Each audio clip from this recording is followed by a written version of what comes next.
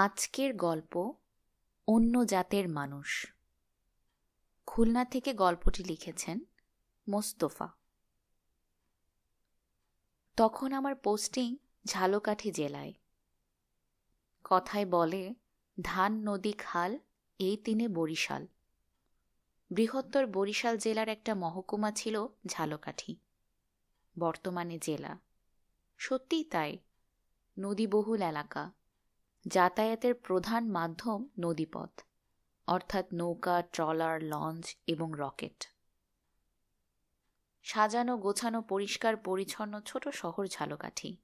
বেশ স্বাচ্ছন্দ্য বোধ করছিলাম। শুধু যাতায়াতের এতদিনকার ধরন পাল্টে গেল। একদিন লঞ্চে নির্ধারিত সময়ের আগেই লঞ্চ ঘাটে অপেক্ষা। তারপর কাঙ্ক্ষিত লঞ্চ ঘাটে ভিড়লে হুড়হুড় করে লঞ্চে আরোহণ, অতঃপর উন্মুক্ত প্রকৃতি অবলোকন করতে করতে দীর্ঘ প্রতীক্ষা। প্রথম কিছুটা বোরিং ফিল করলেও এক পর্যায়ে এ ভ্রমণই আনন্দময় হয়ে উঠল মনের অজান্তে। প্রথম শ্রেণীর সরকারি কর্মকর্তা, সে সুবাদে অফিসিয়াল যে কোনো ভ্রমণে যানবাহনে প্রথম শ্রেণীর সুবিধা প্রাপ্ত ছিলাম। রকেটে ভ্রমণ করলে আর্থিক সুবিধা বেশি থাকায় অফিসিয়াল ভ্রমণগুলো রকেটের প্রথম শ্রেণীতেই করতাম। যতদূর মনে পড়ে, সময়টা মার্চ মাস। অফিসিয়াল কাজ শেষে ঢাকা থেকে ফিরছিলাম। যথা নিয়মে রকেটের প্রথম শ্রেণী। রিজার্ভেশনটা আগেই করা ছিল। রকেট ছাড়ার কিছুক্ষণ আগে তড়িঘড়ি করে আমার নির্ধারিত কেবিনে গিয়ে উঠলাম। তারপর হাত মুখ ধুয়ে ফ্রেশ হয়ে নিলাম এবং বিছানায় কিছুক্ষণের জন্য শরীরটাকে এলিয়ে দিলাম। সারা দিনের ক্লান্ত শরীরটা যখন বেশ স্বাচ্ছন্দ্য হয়ে এলো, তখন রাত প্রায় 8:30। ততক্ষণে রকেট ঢাকা থেকে অনেক দূরত্বের ব্যবধানে প্রশস্ত নদীগর্ভে তার বিশাল আকৃতির পাখা ঝাপটিয়ে রাজহাঁসের মতো দুলতে দুলতে বহমান। খুব খিদে পেয়েছিল, তাই দেরি না করে রাতের খাবারের জন্য পা বাড়ালাম। কেবিন থেকে বের হতেই চোখে পড়ল পাশের কেবিনের খোলা দরজা। 2 পা এগোতে গিয়ে দেখি সে কেবিনে 2 জন বিদেশিনী। একজন মধ্যবয়সী, অন্যজন সদ্য যুবতী, অর্থাৎ বালিকা। বেশ উৎফুল্ল, কিচিরমিচির করে গল্পে মশগুল। মন স্থির করলাম খাবার শেষে এসে ওদের সঙ্গে পরিচিত হব। বেশ ভালোই কাটবে ভ্রমণের একঘেয়েমি রাত। ওদের দেশ সম্পর্কেও জানা যাবে অনেক কিছু। ততক্ষণে লক্ষ্য করলাম অল্প বয়সী মেয়েটাও আমার দিকে ঘন ঘন তাকাচ্ছে। একবার 4 চোখের মিলনও ঘটে গেল। আগ্রহটা আরও তীব্রতর হল। আনুমানিক রাত 9:30। অনুমতি নিয়ে তাদের কেবিনে প্রবেশ করলাম। নিজের পরিচয় দিলাম, তারপর তাদের বিস্তারিত পরিচয় নিলাম। অল্পক্ষণের মধ্যে বেশ জমে উঠল আমাদের আলাপচারিতা। খুব সহজে তারা আমাকে আপন করে নিল। উপযাচক হয়ে পরিচিত হতে গিয়ে বিরক্ত হয় কিনা মর্মে যে ভয় পাচ্ছিলাম, বাস্তবে পেলাম এর বিপরীত। তারা এতই আনন্দিত হল যে তা ভাষার আদলে প্রকাশ করা দুরূহ। বিদেশিনী 2 জন মা ও মেয়ে, জাপানের অধিবাসী। রাজধানী টোকিওতে ওদের নিজস্ব বাড়ি। মা কলেজের শিক্ষক, মেয়ে ক্লাস 9-এর ছাত্রী। এই প্রথম বাংলাদেশ ভ্রমণে এসেছে।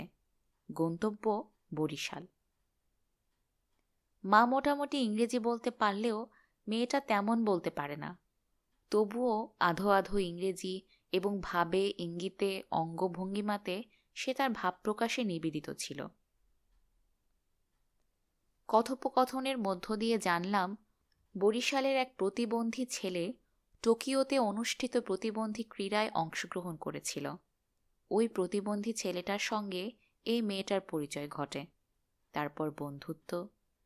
সেই প্রতিবন্ধী ছেলেটার আহ্বানে মেয়েকে নিয়ে মাও এসেছে বেড়াতে। 2-3 দিন বরিশাল বেরিয়ে ঢাকা ফিরবে। তারপর বাংলাদেশের যতটুকু অঞ্চল সম্ভব ঘুরে দেখবে। এরপর ফিরে যাবে নিজ দেশে। বিদেশিনীরা সঙ্গে নিয়ে এসেছে পর্যাপ্ত ফল ফলাদি। রাতে তারা ঝাল জাতীয় কোনো খাবার খাবে না। তারা একের পর এক ফল খাচ্ছে। বলা বাহুল্য, আমাকেও খেতে হচ্ছে। কোনো নিষেধ মানছে না, জোর করে আমার হাতে তুলে দিচ্ছে।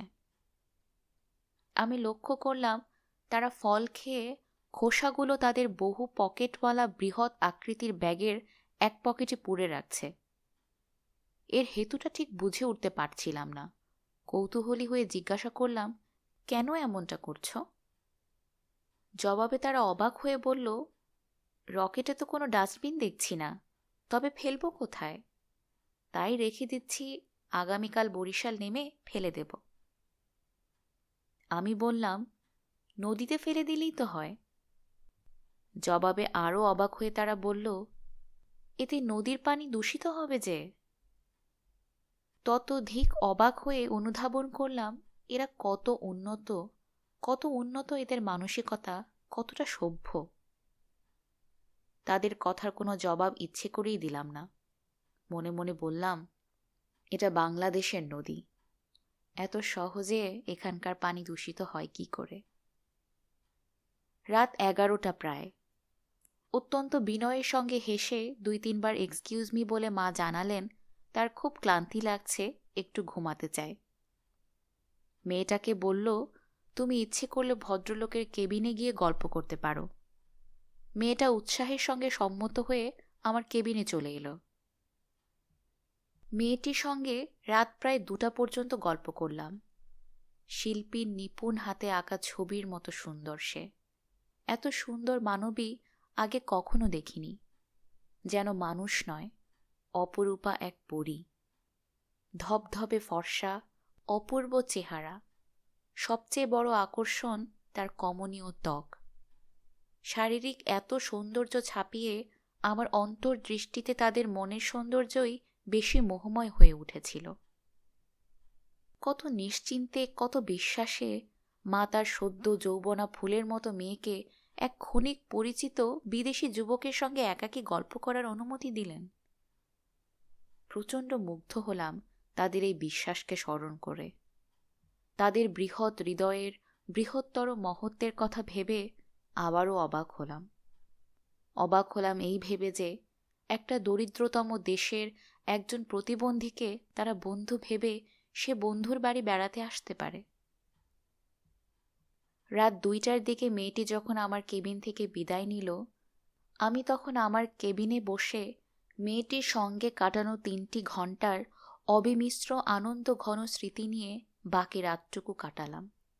কোনো মতেই ঘুম এলো না। ভোর 6টার দিকে বরিশাল ঘাটে পৌঁছালাম। বিদায় অভিবাদন জানিয়ে মেয়ে তার মায়ের সঙ্গে রকেট থেকে নেমে গেল।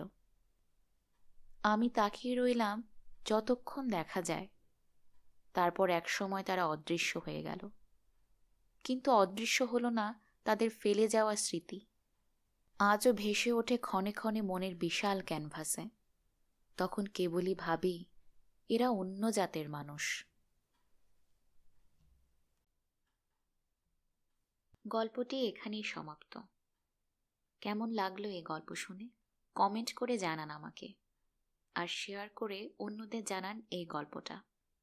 সাবস্ক্রাইব করে না থাকলে এখনই করে ফেলুন। আপনার গল্পের অপেক্ষায় থাকলাম। আজকের মতো বিদায়।